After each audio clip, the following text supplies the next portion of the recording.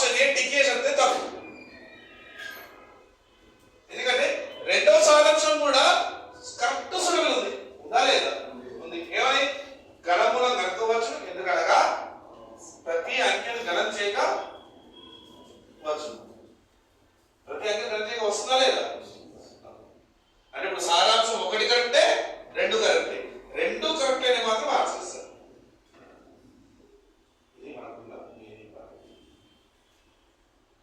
ఇలాంటి క్వశ్చన్లు statement conclusion కింద ఎగ్జామ్లో ఫామ్ చేస్తున్నాను. ఇప్పుడు నేను అంతటి ద్వారా నేను ఒక బిట్ నేర్చుకున్నాను, ఒక మార్క్ నేర్చుకున్నాను. ఏంటంటే ప్రతి సర్కిల్ గణములో కనుక్కోవచ్చా లేదా? కారణం ఏంటిది అంటే కారణం చెప్పాలి, కనుక్కోవచ్చు ఆన్సర్. కారణం ఏంటిది? అంకెలన్నీ గణన చేయగా అన్ని అంకెలు వచ్చు. ఇది కారణం. తప్పేమో ఉందా?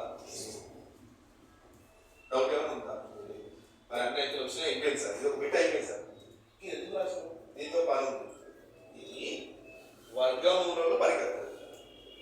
ఇప్పుడు ఏం చెప్తున్నారంటే గణమూలంలో ప్రతి అంకె గణన చేయగా అన్ని వచ్చును, కానీ 2వ అంకె 8 దగ్గర వచ్చును, 8వ అంకె 2 దగ్గర వచ్చును, 3వ అంకె 7 దగ్గర వచ్చును, 7వ అంకె 3 దగ్గర వచ్చును.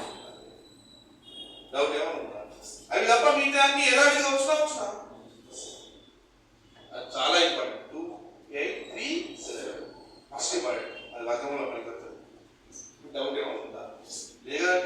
దయచేసి మీరందరూ వర్గమూలాలు ఘనమూలాలు అని చెప్పి ఈ టాపిక్ పెట్టుకొని అక్కడ సబ్ టాపిక్ పెట్టుకొని ఇదంతా రాసి ఇది కూడా రాసి నోట్ ఇంపార్టెంట్ చెప్పి రాసిన తర్వాత చెప్పండి నోట్ అని చెప్పి ఈ క్వశ్చన్ రాయించుకొస్తాను.